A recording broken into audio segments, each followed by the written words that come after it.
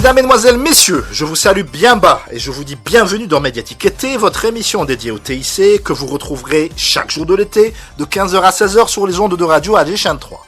Je suis Reda Menassel et en compagnie de Lamine B, nous partirons en extérieur à la rencontre des chercheurs, start-upers et innovateurs qui font et défont l'actualité scientifique et numérique de notre pays. Pour cette émission, direction le pôle scientifique et technologique du Cheikh Abdelhafid Ihdaden de Sidi Abdallah, à la découverte de l'École nationale supérieure de mathématiques, un établissement d'excellence créé pour former une nouvelle génération d'ingénieurs dans une discipline devenue incontournable. Tout cela et bien d'autres choses encore, c'est dans Médiatique, l'émission qui vous emmène à la découverte de la Terra Numérica, juste après ceci.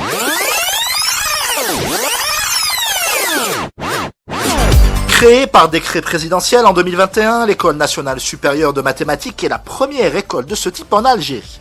Implantée au cœur du pôle scientifique et technologique du Cheikh Abdelhafid Ihdaden de Sidi Abdallah, elle accueille chaque année une sélection des meilleurs bacheliers du pays pour une formation d'ingénieur en 5 ans, entièrement consacrée aux mathématiques. Loin de se limiter au tableau, rempli d'équations, l'établissement a pour ambition de former des spécialistes capables de répondre aux grands défis scientifiques et technologiques de demain. Recherche, modélisation, statistiques, sciences des données ou encore intelligence artificielle, les mathématiques sont aujourd'hui au cœur de nombreux secteurs stratégiques. Pendant 1 heure, nous allons découvrir cette école, rencontrer ses enseignants, ses chercheurs et ses étudiants afin de mieux comprendre pourquoi les mathématiques sont devenues l'un des piliers, si ce n'est le pilier, de l'innovation. Et pour nous ouvrir les portes de l'établissement, nous sommes accueillis par son directeur, le professeur Ahmed Medreli. Marhaba. Oui, bien sûr, beau projet créé en 2021 par décret présidentiel, août 2021, et top départ de la première promo le 12 octobre 2021. Et donc 5 ans après, là on arrive à la sortie de la première promo. D'ailleurs, on vous a interrompu en plein préparatif justement. On est en train de préparer donc une cérémonie de remise des diplômes le 29 juin, Inch'Allah, donc une cérémonie commune entre les deux écoles, l'école de maths et l'école de l'intelligence artificielle, 2 écoles jumelles qui ont été donc créées. Et complémentaires aussi. Et complémentaires aussi, donc monter les 2 premières écoles de Sidi Abdallah. Pour revenir à l'école de mathématiques, donc c'est une école d'ingénierie mathématique, donc c'est une formation Bac plus 5. Une formation avec 2 paliers, donc prépa ou cours préparatoire, première année, deuxième année. À partir donc de la 3e année, on a des spécialités. Actuellement, il y a 4 spécialités à l'école de mathématiques. Il y a donc une première famille de spécialités, c'est simulation mathématique et modélisation. Il y a aussi donc statistique, économétrie et actuariat. Il y a aussi crypto, codage et sécurité. La 4e spécialité, c'est la spécialité de mathématiques fondamentales qui est adossée à un master international dans un réseau international de mathématiques en collaboration avec le Centre International Center of Theoretical Physics in Trieste, Italie, et puis le Centre international de mathématiques pures et appliquées qui est en France mais qui dépend de l'UNESCO. Donc ce sont des centres de recherche internationaux qui dépendent donc de l'UNESCO, en collaboration aussi avec l'European Mathematical Society, l'EMS, et quelques universitaires d'Amérique et d'Amérique du Sud. Le master international nous a permis donc d'avoir une visibilité à l'international en accueillant des étudiants internationaux, en accueillant aussi des enseignants internationaux qui viennent ici donner des cours. Chaque enseignant vient sur 2 semaines par semestre donner des cours accélérés en participant dans une partie de chaque matière où il y a 3 enseignants, 2 internationaux et 1 local. Ce master international nous permet aussi de former des enseignants locaux qui participent justement pour chaque matière et pour chaque discipline. Donc il y a de l'analyse avancée, il y a des probabilités statistiques avancées, il y a de la géométrie avancée et il y a aussi de l'intelligence artificielle, mais là par le portail des mathématiques. Toutes ces spécialités qui convergent dans des compétences communes, ont des compétences communes. Diagonale. Oui, c'est surtout c'est les compétences que l'on requiert et que l'on demande et qui sont souhaitées dans l'ingénierie mathématique. Donc bien sûr un spécialiste en mathématiques qui sait reconnaître un problème qui peut s'écrire sous la forme d'un modèle mathématique. Sachant collaborer dans un groupe multidisciplinaire aussi. Et après donc ces capacités mathématiques, beaucoup de programmation aussi, parce qu'il y a des algorithmes à faire et mise en place d'algorithmes, et essayer justement de rentrer dans ce qu'on appelle les black box, où il y a beaucoup d'outils mathématiques qui sont cachés, et des algorithmes qui sont cachés, et c'est ça justement la difficulté dans la reverse engineering et surtout l'acquisition donc de nouveaux produits que l'on achète malheureusement à l'étranger, qu'on importe et que les organismes d'État ou publics ou privés algériens et qu'on pourrait développer en local. Voilà, donc c'est ça le but. Et dernière chose aussi, ce phénomène que l'on rencontre aujourd'hui, c'est les data. Et donc maîtriser les data dans tous les secteurs. Alors c'est extraordinaire. Tous les chercheurs qu'on a interviewés depuis ce matin ont relevé ce problème. C'est la mode, je dirais, entre guillemets. C'est l'actualité. Et donc la maîtrise de ces data, l'aide à la décision ensuite, parce que le dirigeant dans une boîte cherche à prendre une décision, il a des données, et donc il veut un conseil d'un expert ou d'un groupe d'experts. Et donc le matheux qui fait ingénierie mathématique à l'école peut participer justement à aider à la décision, aussi en faisant de l'analyse des data.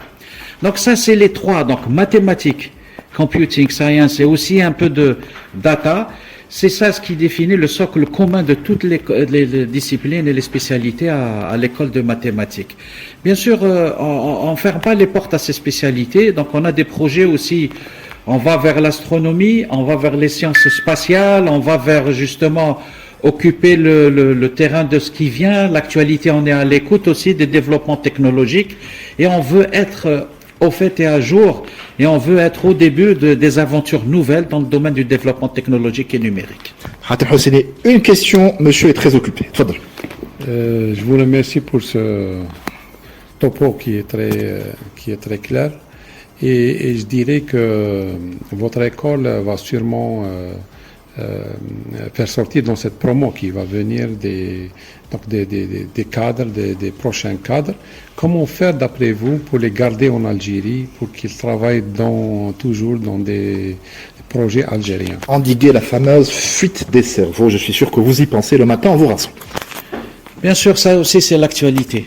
Et justement, dans quelques jours, il va y avoir la sortie de cette promo, qui ont déjà fait leur soutenance de projet de fin d'études.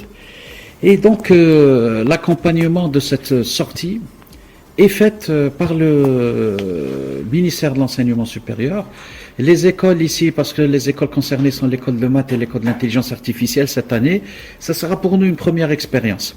On a des partenaires, les partenaires qui ont déjà participé à la formation de ces sortants, par le biais de stages et par le biais justement de travaux dans le cadre des projets de fin d'études. Donc ces partenaires participent déjà dans le cadre de l'employabilité, du recrutement de ces cadres. Donc il y a des centres de recherche, il y a les plus grandes sociétés étatiques et privées algériennes, et il y a aussi ce qu'on appelle les organismes institutionnels de premier ordre et des hautes autorités très importantes de l'État qui vont recruter donc ces gens. Après, au niveau des écoles, ce n'est pas fini, on souhaite aussi garder les meilleurs pour faire un doctorat. Et donc on est en train de proposer un doctorat, et le concours test va se passer prochainement, donc on aura le 9 juillet donc, et le 11 juillet. Ça va s'enchaîner rapidement. Ça va s'enchaîner rapidement, tout est prêt, parce qu'on avait anticipé, depuis le début de cette année, on avait anticipé tout ça. Et donc, avec les centres de recherche qui sont donc ici sur place à Sidi Abdallah, ils pourront absorber cette masse sortante, cette masse vraiment critique, cette masse d'experts, et justement pour être utiles dans des problèmes divers d'application des mathématiques et l'ingénierie mathématique. Donc ils pourront poursuivre tout en faisant leur doctorat, s'impliquer dans leur nouveau emploi, tout en restant dans cette dynamique de développement technologique et numérique, qui sera utile, et l'implication, ce jeune doit sentir qu'il est important, doit sentir qu'il s'implique dans une dynamique, doit sentir qu'il est utile pour le développement de son pays, et c'est comme ça qu'on va retenir et qu'on va réussir justement dans ce beau challenge. Merci beaucoup. Merci, c'est moi.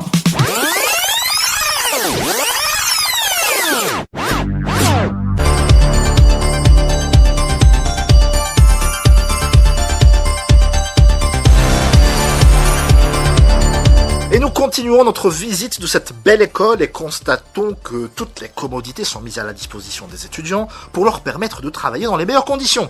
Dans les couloirs, les allées et venues sont nombreuses, les enseignants sont plein rush de fin d'année universitaire et chacun s'affaire à boucler les derniers dossiers avant les vacances. Nous sommes rapidement rejoints par le professeur Yassine Damerji, astronome et astrophysicien, qui nous a grandement facilité cette visite.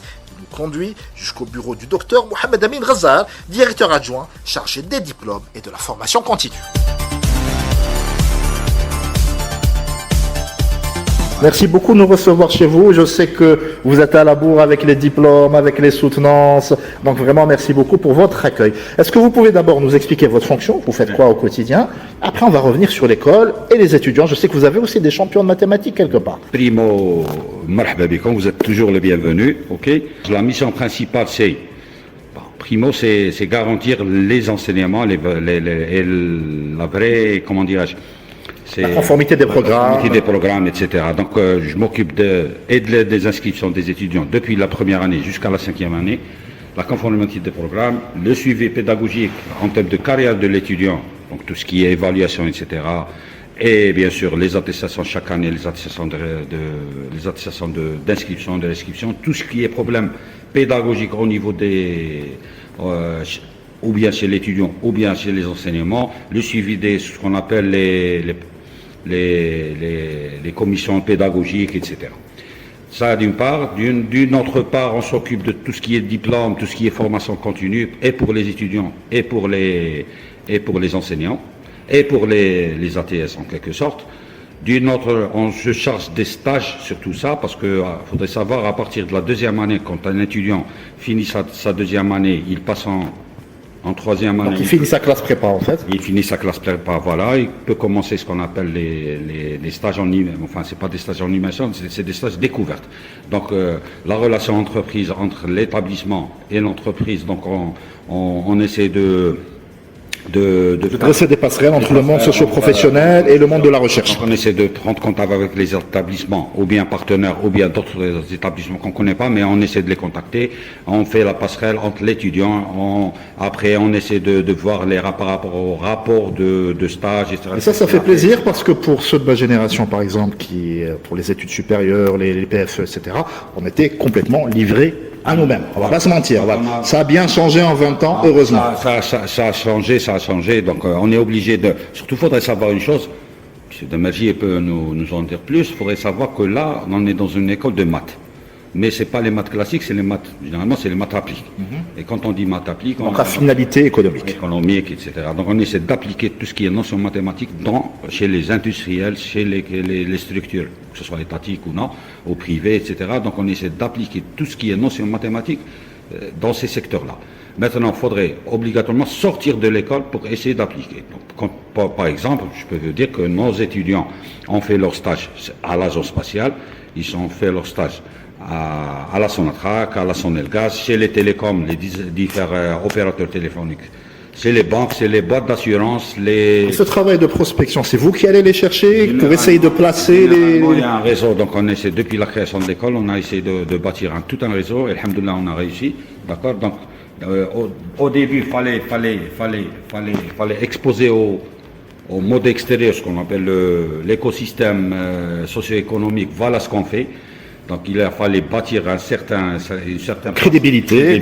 Et maintenant, alhamdoulilah, donc c'est le feedback. On a un certain feedback et pour les entreprises jusqu'à maintenant, la majorité savent ce qu'on se fait. Et à chaque fois, il y a des nouveaux qui viennent nous dire, voilà, j'ai besoin de tel et tel et tel étudiant pour cette spécialité-là, pour cette problématique-là. Et on essaie de formuler les compétences de l'étudiant avec les besoins de l'entreprise. Très bien. Vous nous détaillez un peu les différentes filières, les spécialités? Très bien. Pour les filières, au niveau de l'école, il y a deux filières. Il y a la filière maths et la filière mathématiques appliquées. Filière mathématiques appliquées, il faudrait savoir que c'est une école supérieure, donc elle est régie par le même système que les autres écoles supérieures. Ça veut dire qu'on a 2 ans de classe prépa. On obtient notre bac, donc on fait 2 ans de classe prépa. Et les classes prépa, généralement, c'est tout ce qui est mathématiques fondamentales. On a toutes les notions mathématiques. Ce que font les universités en 3 ans, 4 ans, nous, on le fait pratiquement en 2 ans. comment dirais-je, avec des notions approfondies, que ce soit en mathématiques ou en informatique, avec la programmation Python, avec la programmation pour tout ce qui est statistique, etc. Dès la première année. Donc, un étudiant chez nous, il sait programmer Python et C++ dès sa première année. Et ça, c'est notre point fort. Maintenant, à l'issue de la classe prépa, c'est le deuxième cycle, ce qu'on appelle le second cycle. Chez nous, c'est le second cycle. Et là, l'étudiant passe en spécialité. Il choisit sa spécialité.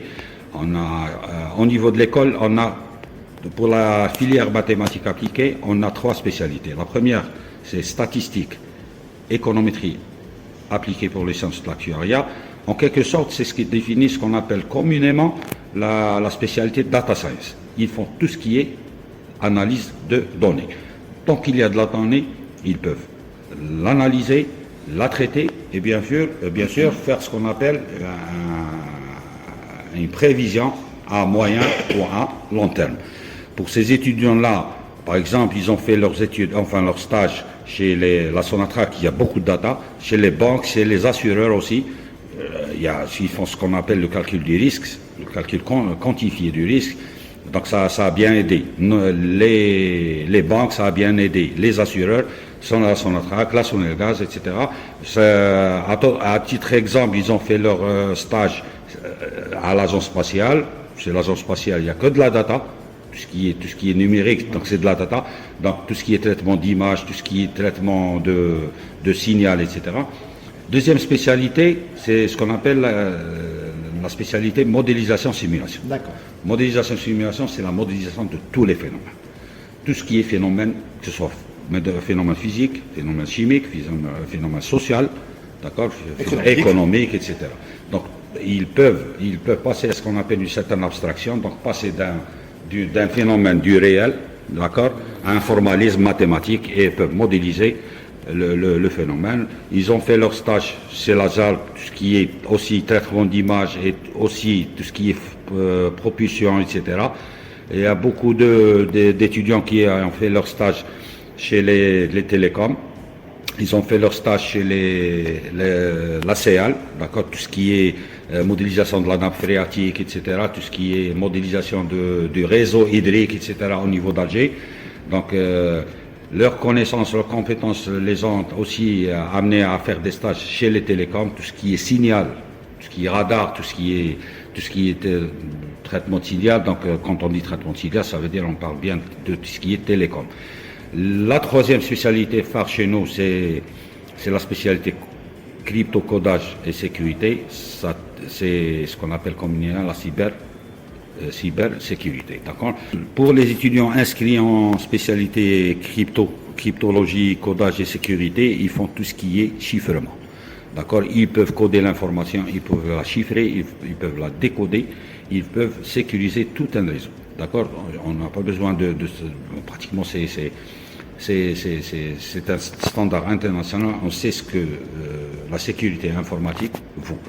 Dans n'importe quel système d'information, tant qu'il y a de la donnée, tant qu'il y a de l'information, il faudrait la protéger. C'est une histoire de souveraineté, bien évidemment. De souveraineté. Maintenant, à la différence une certaine différence avec ce que font les informaticiens en sécurité, nous, notre propre protocole, on les crée.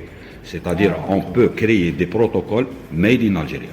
Généralement, ce que font les informaticiens, ils utilisent tout ce qui est comme protocole de sécurisation. C'est des standards internationaux. Nous, on peut même aller plus que ça. On peut défendre avec nos propres protocoles made in Algeria. Ce qui a permis à nos étudiants de briller, d'accord, d'être recrutés chez des structures vraiment étatiques, qui ont une certaine souveraineté. Donc, ça nous a permis de bien les former, et de bien en tirer profit. Maintenant, ils savent ce qu'ils valent. Et on essaie de faire en profiter. L'État algérien peut en profiter.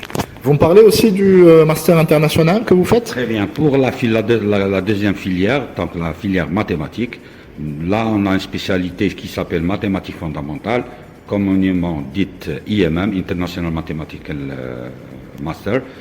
Ça a été entrepris en collaboration avec le Centre international de Trieste, l'ICTP de Trieste, c'est le Centre International Center for Theoretical Physics, la section mathématique de ce centre. Donc, dans cette spécialité, primo, on essaie de recruter des étudiants de chez nous, de l'école, des étudiants hors école, donc c'est des étudiants généralement qui ont accompli leur formation de licence et ou de master au niveau des universités algériennes. Ils peuvent s'inscrire dans ce master pour pour approfondir de connaissances, et des étudiants étrangers venus de par le monde. Cette année-là, par exemple, on a des étudiants qui sont venus d'Afrique, Cameroun, Éthiopie, Malgache, etc. On a des étudiants qui viennent d'Ouzbékistan, un Suédois, une Tunisienne, etc. Donc ça nous a permis, cette collaboration... Un vrai campus, en fait. Voilà. Cette collaboration nous a permis déjà d'une part, de briller à l'international et d'avoir une certaine crédibilité à l'international. Là, cette année, depuis 2025, on est centre émergent, c'est chez l'ICTP, et un centre d'excellence chez l'ICTP, Emerging Center, c'est ce qu'on appelle l'EMU, c'est l'European Mathematical Union. Et bien sûr, il n'y a pas que les étudiants qui vont en profiter, même nos enseignants. Il faudrait savoir que dans cette formation-là, chaque module est régi par 2 internationaux de calibre et un local de chez nous qui prennent en charge chaque module de cette formation-là. Hatem, une question, et on libère monsieur. Pratiquement, c'était tellement clair que c'est difficile de poser une question. Seulement, il y a un aspect, j'aimerais bien savoir qu'est-ce que vous en faites. C'est tout ce qui est innovation, start-up et tout. Est-ce que vous voulez mettre en place cette culture dans cette école, même si c'est en mathématiques? Est-ce qu'ils préfèrent aussi créer leur propre start-up pour faire donc créer des applications, créer du contenu? La valeur ajoutée. Donc concernant tout ce qui est innovation et start-up, hier j'avais tenu une réunion avec le directeur de l'incubateur et le centre de développement de l'entreprise au niveau de l'école. Donc jusqu'à maintenant, on est à 12 projets innovants et incubateurs. Ah, labellisé et tout. En cours de labellisation. En cours de labellisation, voilà. D'accord, ça concerne tout ce qui est sécurité. Bon, il y en a qui travaillent dans ce qu'on appelle tout ce qui est sécurité alimentaire. Bien sûr, côté mathématique de la sécurité, développement d'applications logicielles qui peuvent aider dans tout ce qui est sécurité alimentaire. Il y en a qui travaillent dans tout ce qui est numérisation et digitalisation des structures chez les boîtes d'assurance, etc. Il y en a d'autres qui ont pris le volet transport, etc. avec des idées innovantes. Et là, on est à 12 projets et j'espère que ça va aller à terme, tout en sachant que ces étudiants-là qui sont en 5e année, qui gèrent ces startups-là vont être pratiquement à l'entame de l'année universitaire 2026-2027. Ils vont être inscrits en doctorat automatiquement avec un certain ils vont passer un certain concours interne, etc. Ils vont passer un doctorat, ils vont être inscrits en doctorat, ce qui va leur permettre d'une part d'approfondir leurs compétences au niveau doctoral et bien sûr de rester toujours en relation avec l'école, même si pratiquement à 100% ils sont recrutables. Pratiquement, on a eu cette chance-là, on a eu ce qu'on appelle des proposal procurement de la part de grandes entreprises. Donc, il y en a beaucoup qui vont être recrutés chez les grandes entreprises. Ils vont d'une part être inscrits au doctorat et bien sûr ceux qui veulent continuer dans leur projet starter, ils peuvent le faire. Voilà. Merci beaucoup. We are Hellcats and we like Mediatik.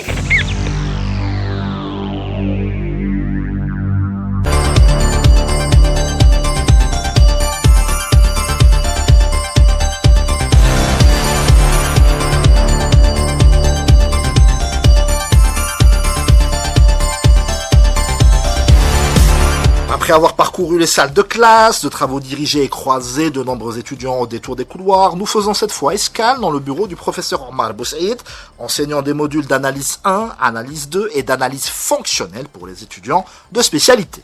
Il occupe également le poste de directeur adjoint chargé de la post-graduation. Comme vous le saviez, donc la première promotion sortante cette année, donc elle est déjà en cours. Et la question qui se pose directement, c'est le sort des étudiants sortants. Et pour cela, on leur a réservé un accès à une école doctorale qui va s'ouvrir prochainement, le 9 juillet. Donc on a un concours d'accès au doctorat. Et nos étudiants sont tous très motivés, ils s'inscrivent déjà actuellement, donc la plateforme elle est déjà ouverte, elle se ferme aujourd'hui, donc les étudiants se sont déjà inscrits afin de passer un concours de doctorat qui va leur permettre de suivre des études de 3e cycle et de préparer un doctorat qui se fait donc en collaboration avec nos partenaires des centres de recherche et qui seront aussi encadrés par des enseignants de l'école, parfois des enseignants de l'étranger et parfois des enseignants qui sont issus, enfin des chercheurs qui sont aussi issus de certains centres de recherche au niveau national. Alors c'est ce qui est frappant justement lorsqu'on est venu avec Hatem ici chez vous, c'est que les passerelles entre votre école et le monde professionnel, les autres centres de recherche, même d'autres écoles à l'étranger sont très nombreuses et c'est une singularité qu'il faut saluer en fait. Oui, en fait je confirme. Donc les conventions qu'on a déjà signées avec différents partenaires au niveau national, donc les travaux se font en étroite collaboration. Ça se commence déjà à partir de la 3e année. Nos étudiants font des immersions. Des 6 jours d'immersion dans les différents centres de recherche. Et à partir de la 4e année, déjà, ils commencent à découvrir leur centre d'intérêt où ils souhaitent poursuivre et faire une carrière, soit faire un PFE dans ce contexte, ou bien espérer même faire leurs études de doctorat dans le même sujet.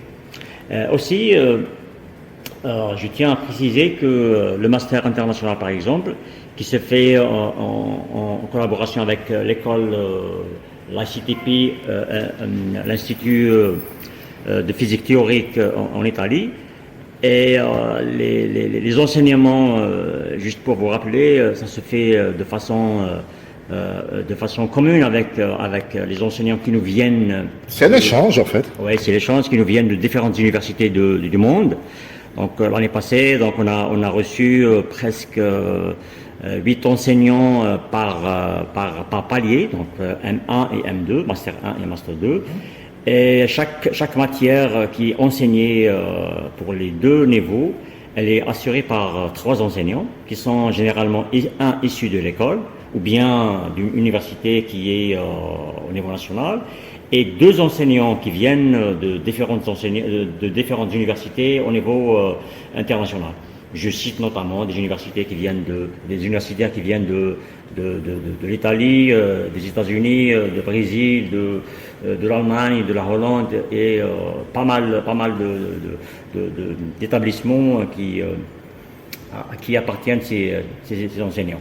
Et en même temps, à chaque fois qu'un enseignant vient, on profite de l'occasion pour s'échanger, pour collaborer, pour d'éventuels projets avec les enseignants, les jeunes chercheurs. Et que vous rentabilisez son déplacement, il vient pas pour rien. Les jeunes chercheurs de l'école, et souvent il nous fait des exposés, soit au niveau recherche, soit pour les enseignants qui sont jeunes, qui travaillent dans des thématiques proches, soit parfois des exposés de vulgarisation, afin que les étudiants qui sont à un niveau 2e, 3e année puissent comprendre et puissent s'initier à des problèmes réels. Très bien.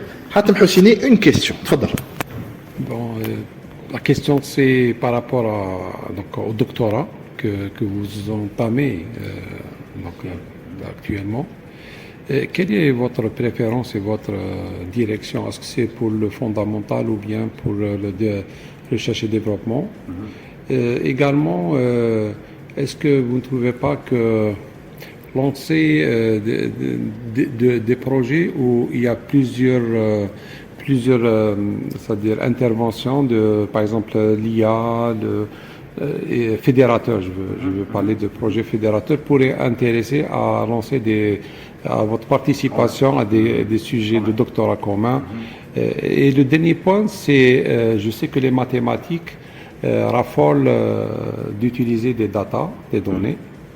Est-ce que vous ne trouvez pas qu'il y a une problématique d'accès aux données chez nous, surtout là où on va faire son stage ou bien là où on fait son doctorat? Et comment vous voyez la solution à ces différents problèmes? Alors, pour répondre à la question...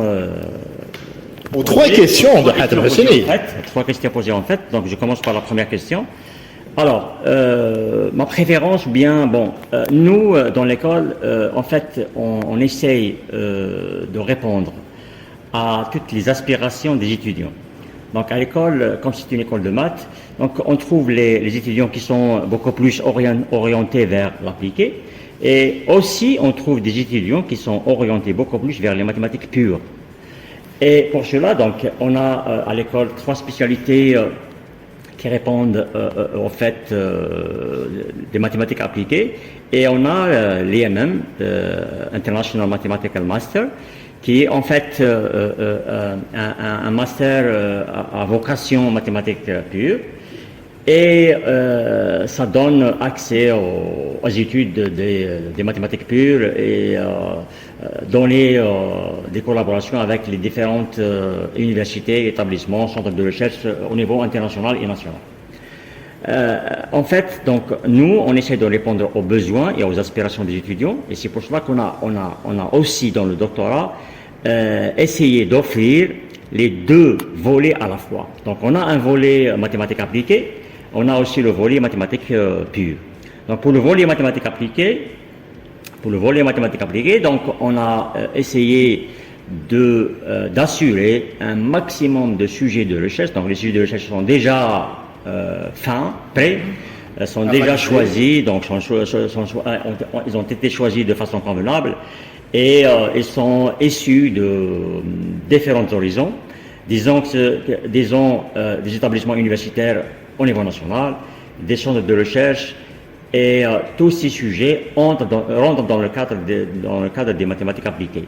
Que ce soit pour les spécialités comme modélisation et simulation, comme les spécialités qui nécessitent les data, comme statistiques et économétrie, et aussi la spécialité cryptographie et sécurité des données.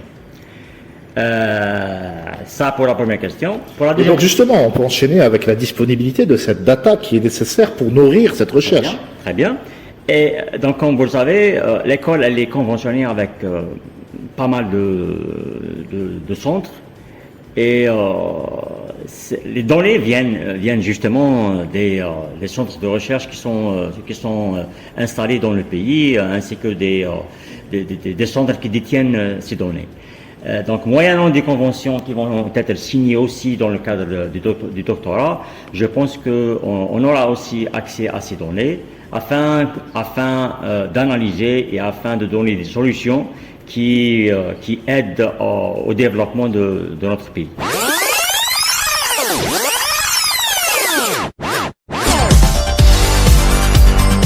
Et notre visite de l'École nationale supérieure des mathématiques touche à sa fin. Avant de quitter les lieux, nous retrouvons le professeur Yassine Damarji, astronome, astrophysicien, mais aussi grand amoureux des mathématiques, qui nous livre son regard sur cette discipline, sur l'école et sur les perspectives qu'elle offre aux nouvelles générations de chercheurs. C'est moi qui vous remercie. Les mathématiques, comme on dit, la mère des sciences, elle est centrale, c'est un élément central dans toutes les sciences. Comme je vous ai expliqué, là, par exemple, pour moi, pour chercher qu'il y a une étoile quelque part qu'on ne voit pas, on va appliquer des outils mathématiques de base qu'on apprend à l'université.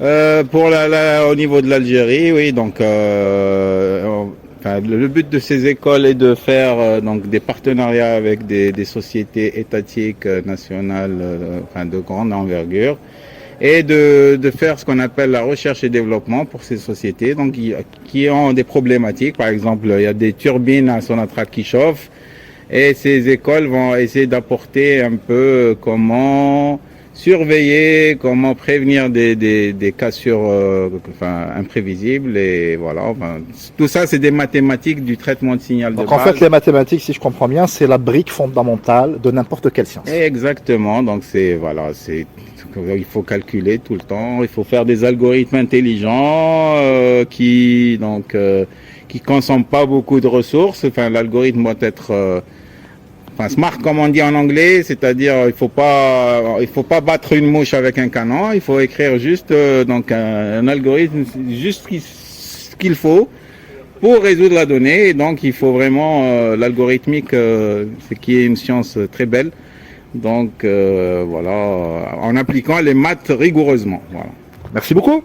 Et c'est moi qui vous remercie. Merci Reda.